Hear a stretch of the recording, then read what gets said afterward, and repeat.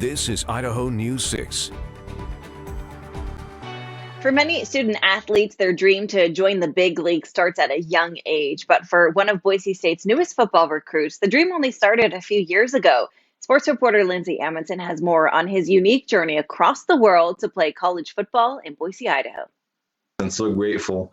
It's really been awesome, the opportunity to go to Boise State. If you asked Ahmed 2.5 years ago if he would be playing college football, his answer would have been no. When I left, I was 6 to Egypt. I lived there 10 years. I lived there most of my life. I left with my dad. Then in 2018, when Ahmed's older brother Corey visited Egypt, my family was just letting me know some of the struggles he was having and that they were thinking about, sending him back to America to get him out of that environment. And I just felt a real call in my heart. Corey, a high school football coach at Loara High School, convinced their father to move Ahmed to the States. He was like, why don't you come play football for me and go to school and live with me? I was like, okay, let's do it. The problem? Ahmed didn't know English. I couldn't talk. I couldn't speak. I couldn't understand what they're saying to me. Or the game of football. I didn't know nothing about football. I was grabbing face masks and just throwing people. it was getting a ton of penalties.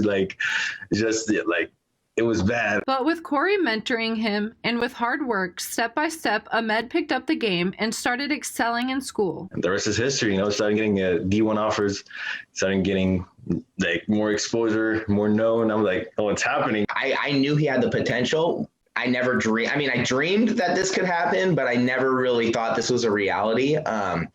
And the way that everything has kind of played out has just been a real blessing. This guy is going to be very good for us. And so we like that. We like that he's a little bit raw, but we love his attitude and his whole entire just mental approach to what he knows he has to do to get better. And he's going to add to that defensive line that we feel strongly about. Within 2 years, Ahmed learned English, the game of football, and received 5 Division I offers. But he knew Boise State was the place for him. And what is he looking forward to the most? Quite simply the moment he gets to step on the blue in a Bronco uniform. It means a lot to me. It means a lot to my brother. It means a lot to my family back in Egypt. My family's still in shock. Still how do you do that? They're like, is this a man? It's just a blessing, and I'm so grateful. Lindsay Amundsen, Idaho News 6. This is Idaho News 6. In this week's Finding Hope, we highlight 2 NNU volleyball players working to break down the stigma surrounding mental health. Our Lindsay Amundsen shares how their YouTube channel is helping athletes. We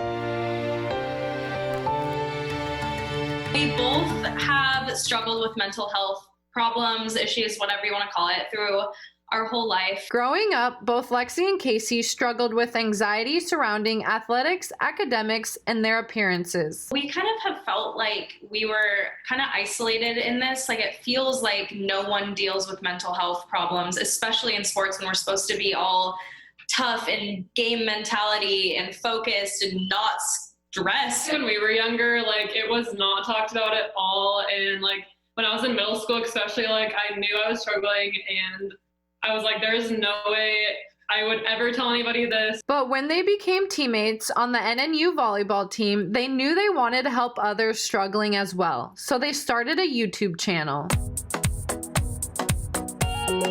Hey friends, welcome to Authentically Blonde. It's been really freeing to talk about some of the things that, on our channel, we get pretty real about some things that I haven't really shared with most of even my close friends. We kind of wanted to talk about body image in sports. If we can just help people feel like they're not alone and that we're all struggling in some way, shape, or form, and that we can talk about it and creating the safe space. They share stories surrounding mental health, body image, anxiety, and more. And as their channel continues to grow, more and more young girls and student athletes are reaching out to them to share their similar experiences. We've found that it's been super mutually beneficial.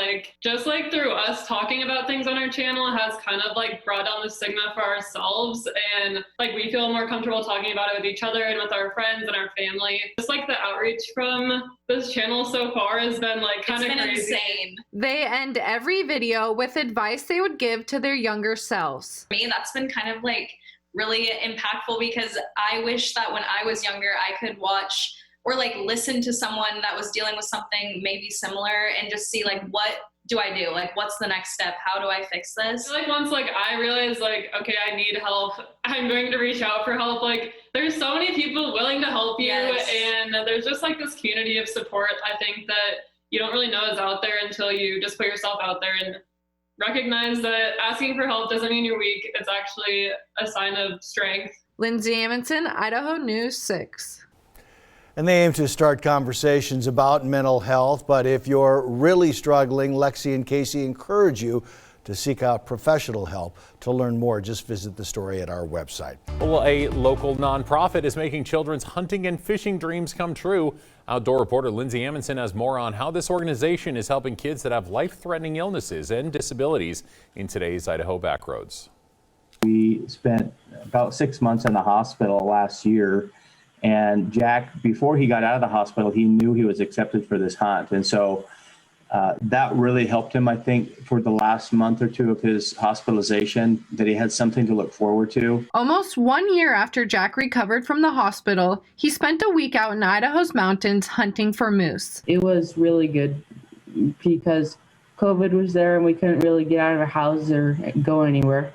So being able to go on a moose hunt was really fun and helpful. Made possible by Hunt of a Lifetime. Nationally this year, they made 46 children's dreams come true, including 3 here in Idaho. It's just overwhelming to see what these kids go through on a normal daily basis.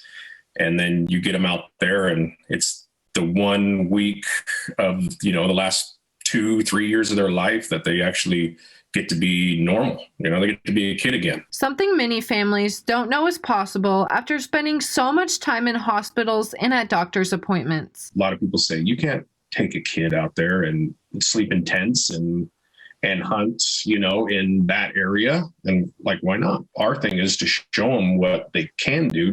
They've been told for the last however long they've been dealing with this, that you can't do this, you can't do that, you can't do this. We get them out there, we put them in a tent, get a stove, and we keep wood going on the stove, keep them warm, and, say we're going to top of that mountain. They're like, we can't get up there. Why not? If it takes us all day, we're going. To give Jack that ability to have that sense of accomplishment, it was pretty special. And then it provided, honestly, a lot of meat for our family, which was really fantastic. I really appreciate Hunt of a Lifetime and how they do this for kids. It's definitely gives you something to look forward to when you're in the hospital. Lindsay Amundsen, Idaho News 6.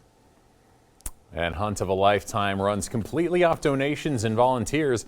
If you want to help or if you know a child that dreams of going hunting or fishing, head to this story on our website for more information.